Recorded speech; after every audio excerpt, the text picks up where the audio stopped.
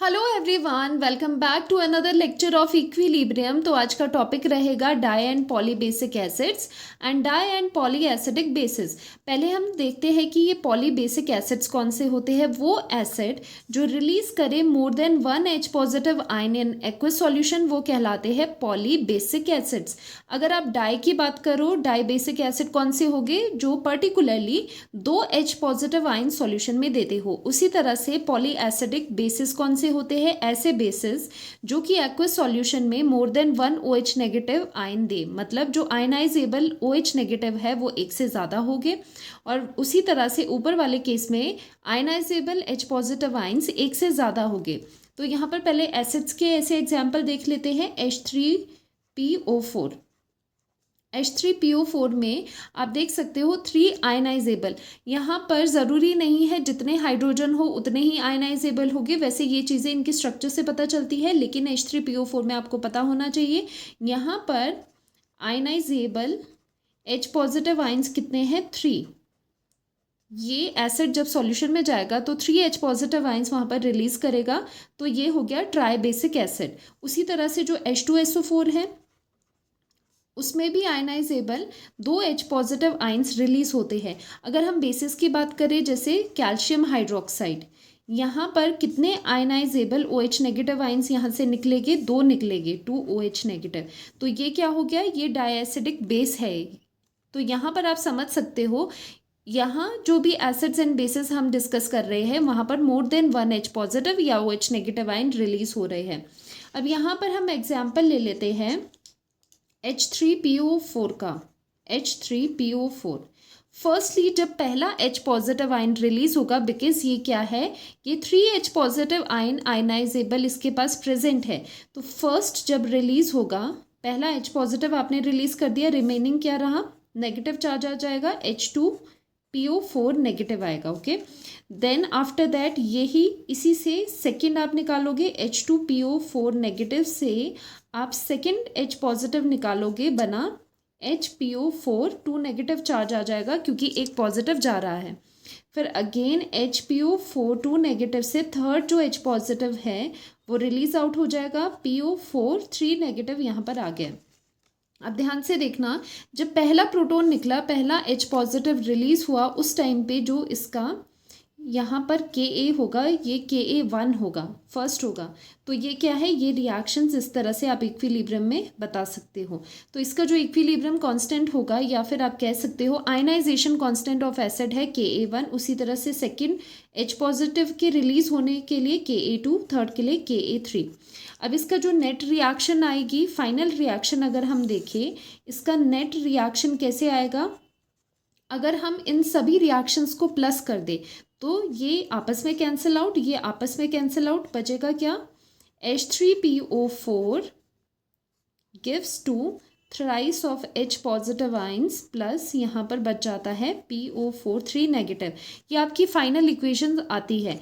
इस इक्वेशन के लिए जो नेट K आ रहा है, जो आपका आयनाइजेशन कांस्टेंट नेट आएगा Ka, वो कैसे आएगा, सभी को मल्टीप्लाई करेंगे। क्यों, बिकॉज सभी जो रिएक्शंस है उनके एडिशन से नेट रिएक्शन आ रही है। अगर रिएक्शंस ऐड हो रही है तो उनके जो इक्विलिब्रियम कांस्टेंट्स है, या फिर आप कह सकते हो आयनाइजेशन कांस्टेंट है, वो क्या होते हैं, मल्टीप्लाई। तो Ka1 into Ka2 into Ka3 करके फाइनल जो आपके पास ionization constant of the net reaction है वो ऑब्टेन हो जाता है।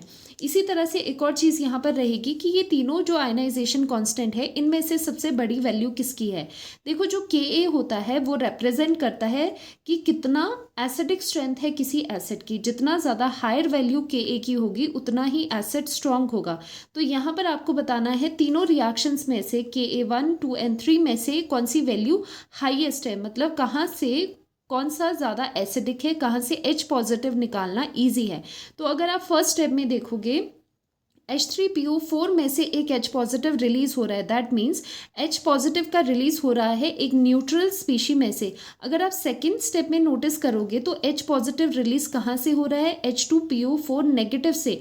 ऑलरेडी इस स्पीशी के पास नेगेटिव चार्ज है। अब नेगेटिव स्पीशी में से पॉजिटिव H पॉजिटिव को पॉजिटिव एच को बाहर निकालना मुश्किल होगा क्योंकि यहाँ पर दोनों में इलेक्ट्रोस्टैटिक आपस में अट्रैक्शन होगी, इस वजह से ये डिफ़िकल्ट होगा एच पॉजिटिव रिलीज़ करना। और इससे भी ज़्यादा डिफ़िकल्ट हो जाएगा थर्ड स्टेप में, क्योंकि अब आ जाता है यहाँ पर स्पीशी के पास 2 नेगेटिव चार्ज। नेगेटिव चार्ज बहुत ज़्यादा बढ़ गया है, यहाँ से एक पॉजिटिव बाहर निकालना बहुत मुश्किल है, बिकॉज अट्रैक्शन होगी, इनकी अट्रैक्टिव फोर्सेज होगी, वो एच पॉजिटिव को रिलीज़ नहीं करने देगी। तो सबसे ईजी रिलीज़ कहाँ हो रहा है? फर्स्ट केस में, क्योंकि जो रिलीज है वो हो रहा है न्यूट्रल स्पीशी से। न्यूट्रल स्पीशी से एच पॉजिटिव निकालना इज मच इजियर देन कि अनायनिक स्पीशी से निकालना, नेगेटिवली चार्ज्ड स्पीशी से एच पॉजिटिव निकालना।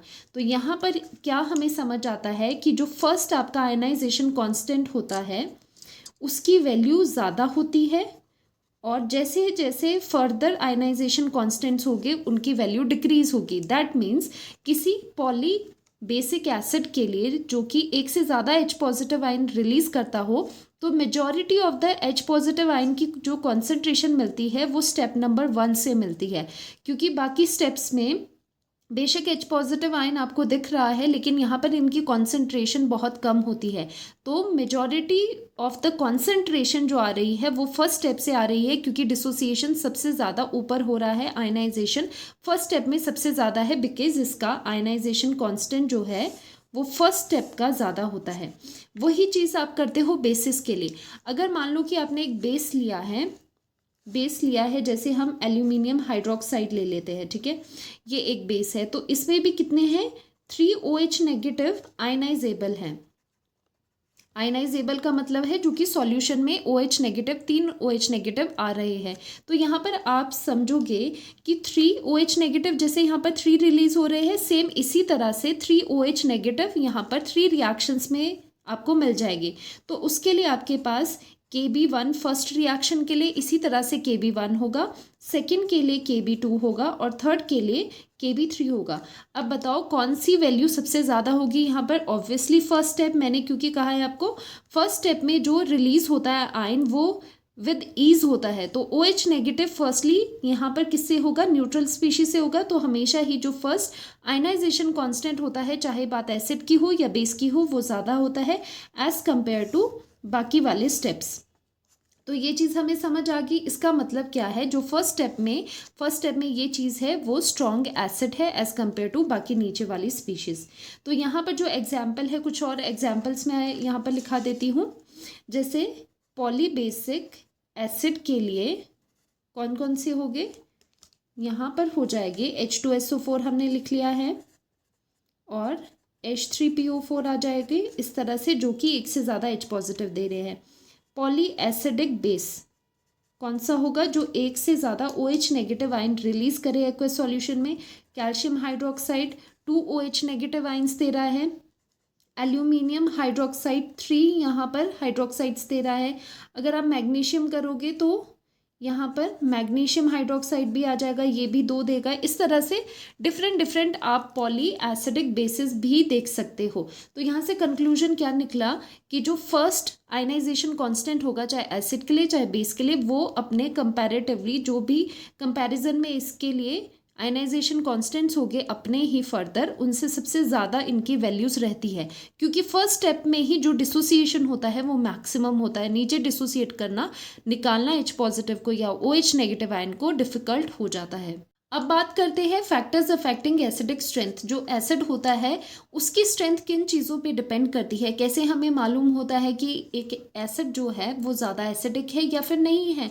तो 2 फैक्टर्स पे डिसाइड होता है। फर्स्ट होता है कि बॉन्ड की स्ट्रेंथ, और दूसरा है पोलैरिटी ऑफ द बॉन्ड। अब यहाँ पर अगर हम बॉन्ड स्ट्रेंथ की बात करें, अगर आपका ये एसिड है तो अगर इसका बॉन्ड ये स्ट्रॉन्ग होगा, मान लो ये बॉन्ड अगर इसका स्ट्रॉन्ग है, तो H पॉजिटिव का रिलीज डिफ़िकल्ट हो जाएगा, क्योंकि एसिडिक स्ट्रेंथ किस पे डिपेंड करती है? कितने इजीली H पॉजिटिव आइंस निकल रहा है एसिड से। तो अगर ये बॉन्ड स्ट्रॉन्ग होगा तो यहाँ से H पॉजिटिव का रिलीज इजीली नहीं होगा, लेकिन अगर ये बॉन्ड वीक होगा तो यहाँ से H पॉजिटिव रिलीज ईजीली हो जाएगा। तो यहाँ से हमें समझ आता है कि बॉन्ड स्ट्रेंथ का अगर हम देखें तो acidic strength is inversely proportional to bond strength. जितना बॉन्ड की स्ट्रेंथ ज़्यादा है उतना ही उसका एसिडिक स्ट्रेंथ कम होता है। जितना ये वीक बॉन्ड होगा उतने इजीली ब्रेक हो जाएगा, कम एनर्जी देनी पड़ेगी, इजीली ब्रेक हो जाएगा बॉन्ड। H पॉजिटिव का रिलीज विद ईज होगा तो आपका एसिड की स्ट्रेंथ भी इंक्रीज हो जाती है। दूसरा फैक्टर आता है polarity of the bond. Polarity of the bond का क्या मतलब है, सेम हम ये एसिड ले लेते हैं, ओके। अब यहाँ पर अगर इस बॉन्ड की पोलैरिटी ज़्यादा है, पोलैरिटी का मतलब होता है इलेक्ट्रोनेगेटिविटी डिफरेंस। अगर इनमें इलेक्ट्रोनेगेटिविटी का डिफरेंस ज़्यादा है तो यहाँ पर जो एसिडिक स्ट्रेंथ होती है वो ज़्यादा होती है, बिकॉज जितना ये पोलर होगा, जितना ये वाला एटम इलेक्ट्रोनेगेटिव होगा उतना ही इस पे नेगेटिव चार्ज आएगा और उतना ही इस पे पॉजिटिव चार्ज होगा। तो यहाँ से H पॉजिटिव का रिलीज ईजीली हो जाएगा। तो यहाँ पर पोलैरिटी भी बहुत इंपॉर्टेंट रोल प्ले करती है। सारा डिसाइड करता है ये वाला जो एलिमेंट है, इसकी इलेक्ट्रोनेगेटिविटी अगर ज़्यादा हुई H पॉजिटिव का रिलीज इजीली होगा और यहाँ पर acidic strength of the acid increase होती है। तो ऐसे भी आप कह सकते हो इलेक्ट्रोनेगेटिविटी डिफरेंस से या फिर एक ही इलेक्ट्रोनेगेटिविटी से, ओके।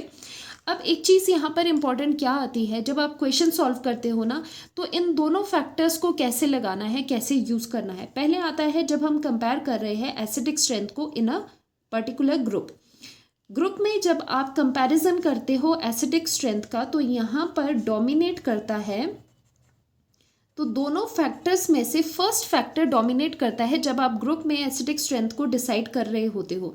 तो डोमिनेट क्या करेगा, कौन सा फैक्टर, बॉन्ड स्ट्रेंथ वाला फैक्टर क्या हो जाता है, डिसाइडिंग फैक्टर होता है। फॉर एग्जाम्पल हम ले लेते हैं halogen, fluorine, chlorine, bromine and iodine. आपको पता है ये एक ही ग्रुप के एलिमेंट से सेम ग्रुप में है। अगर यहाँ पर मैं कहूँ कि इनके जो इस तरह से एसिडिक फॉर्म है, अगर यहाँ पर आपको ऑर्डर में लिखना है, एसिडिक स्ट्रेंथ इनका कंपेयर करना है, कैसे करोगे। तो देखो, अगर विद इन अ ग्रुप आपको पूछ रहे हैं एसिडिक स्ट्रेंथ डिसाइड करने के लिए, तो आप जाओगे, डिसाइडिंग फैक्टर कौन सा होगा, बॉन्ड स्ट्रेंथ का will be the deciding factor. जैसे कि आप डाउन द ग्रुप जाते हो, ज़रा देखना, तो क्या होता है, साइज इंक्रीज होता है। आयोडीन का साइज सबसे बड़ा है, फ्लोरीन छोटा है, तो साइज इंक्रीज होता है। अब यहाँ पर बॉन्ड स्ट्रेंथ वाला आपको फैक्टर यूज़ करना है। तो जैसे ही आप नीचे जा रहे हो, अगर आप HI में देखोगे तो यहाँ पर फ्लोरीन का साइज इतना है अगर, तो क्लोरीन का इतना होगा, ब्रोमीन का उससे बड़ा होगा और आयोडीन का सबसे बड़ा होगा। तो ये क्या है, ये है आयोडाइड आयन और ये है ब्रोमाइड आयन, ये हो जाएगा क्लोराइड आयन, सबसे छोटा फ्लोराइड आयन। इसी तरह से, क्योंकि हाइड्रोजन का तो फिक्स है ना, सभी में H पॉजिटिव है, वो तो फिक्स रहेगा। यहाँ पर जो अनायन है उसका साइज इंक्रीज कर रहा है। साइज इंक्रीज करने की वजह से क्या होता है, जो ये बॉन्ड है HX मान लेते हैं यहाँ पर, या फिर HI का पर्टिकुलरली देख लेते हैं लास्ट में, तो इसका जब साइज बड़ा है तो ये जो बॉन्ड है, बॉन्ड की जो स्ट्रेंथ है वो भी डिक्रीज हो जाती है। बॉन्ड स्ट्रेंथ इसकी डिक्रीज हो जाती है HI बॉन्ड की, जिस वजह से यहाँ से H पॉजिटिव का रिलीज बहुत ही इजीली हो जाता है। तो यहाँ से क्या होगा, H पॉजिटिव इजीली रिलीज हो जाएगा, जिसकी वजह से जो HI है इनमें से ये सबसे स्ट्रॉन्गेस्ट एसिड है, ठीक है, इनमें से सबसे स्ट्रॉन्गेस्ट एसिड होगा HI। वैसे हमें लगता है शायद फ्लोरीन है, इलेक्ट्रोनेगेटिविटी ज़्यादा है, शायद वो होगा, तभी मैं कह रही हूँ जब आप डिसाइड करते हैं विद इन अ ग्रुप, तो आपका जो डिसाइडिंग फैक्टर रहता है वो फर्स्ट वाला रहता है, बॉन्ड स्ट्रेंथ। बॉन्ड स्ट्रेंथ के क्या है, acidic strength is inversely proportional to bond strength. जितना बॉन्ड स्ट्रॉन्ग होगा उतनी एसिडिक स्ट्रेंथ कम होगी, और जितना, जैसे HI के केस में बॉन्ड स्ट्रेंथ कम है क्योंकि आयोडाइड का साइज बड़ा हो रहा है, जितना ही एटम का साइज बड़ा होगा उनके न्यूक्लियस एक दूसरे से दूर जाएंगे और जो ये बॉन्ड है ये वीक हो जाएगा। बॉन्ड की स्ट्रेंथ यहाँ पर डिक्रीज कर रही है इन केस ऑफ HI, तो एसिडिक स्ट्रेंथ उसमें सबसे ज़्यादा होगी। तो यहाँ पर एसिडिक स्ट्रेंथ कैसे लिखोगे आप, एसिडिक स्ट्रेंथ का ऑर्डर क्या हो जाएगा, सबसे कम होगी HF की, ठीक है, फिर है उससे ज़्यादा HCl, HBr, सबसे ज़्यादा HI। तो HI कौन सा एसिड में आता है? One of the strongest acid में आता है ये HI। ओके, तो यहाँ पर आप देख सकते हो एसिडिक स्ट्रेंथ में कौन सा हमने डिसाइडिंग फैक्टर लिया, बॉन्ड स्ट्रेंथ का। तो ग्रुप में जब डिसाइड करना है बॉन्ड स्ट्रेंथ का फैक्टर लेना है। HF को देखो, इसकी एसिडिक स्ट्रेंथ सबसे कम है, बिकॉज क्यों है इसकी कम? क्योंकि यहाँ पर जो हाइड्रोजन और फ्लोरीन के बीच का जो बॉन्ड है ये क्या है? सबसे ज़्यादा स्ट्रॉन्ग है।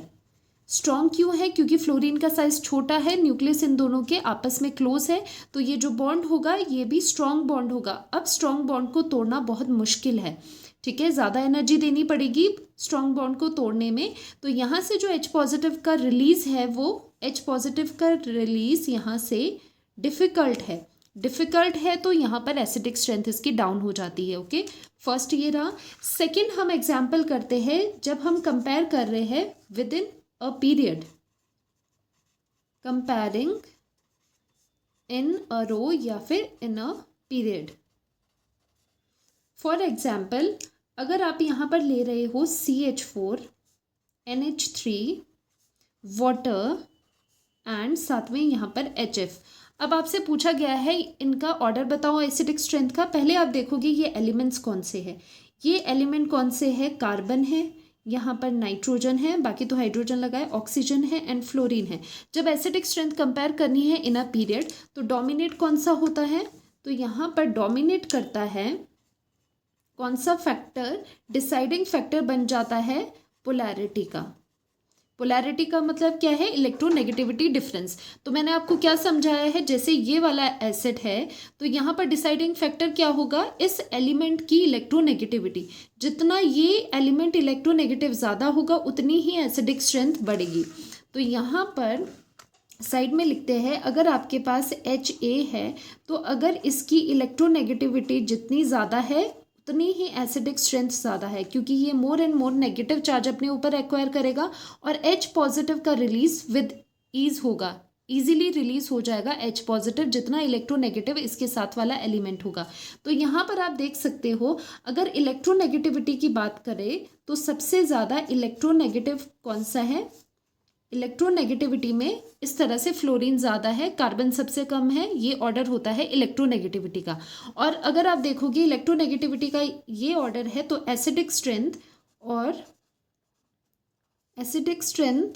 और इलेक्ट्रोनेगेटिविटी ऑफ A इसमें वो डायरेक्टली प्रोपोर्शनल होते हैं।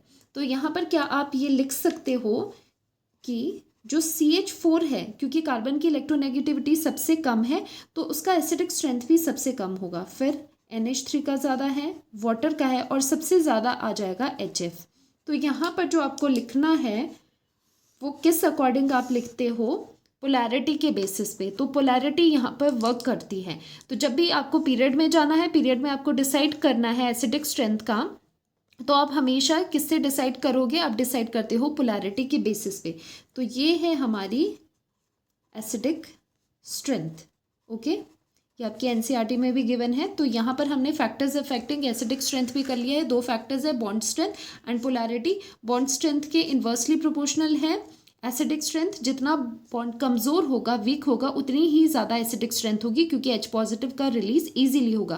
पोलैरिटी में आ जाता है जितने ही एलिमेंट इलेक्ट्रोनेगेटिव होगा, या फिर यूं कहो कि इलेक्ट्रोनेगेटिविटी डिफरेंस जितना ज़्यादा होगा उतनी ही एसिडिक स्ट्रेंथ ज़्यादा होगी। ओके, तो ये दोनों फैक्टर्स है। और बॉन्ड स्ट्रेंथ कहाँ लगता है? ग्रुप में। और पोलैरिटी कहाँ लगता है? पीरियड में। तो आज के लिए इतना ही, मिलते हैं नेक्स्ट लेक्चर में। तब तक आप अच्छे से पढ़ाई कीजिए, अच्छे से क्वेश्चंस भी करिए एनसीईआरटी के।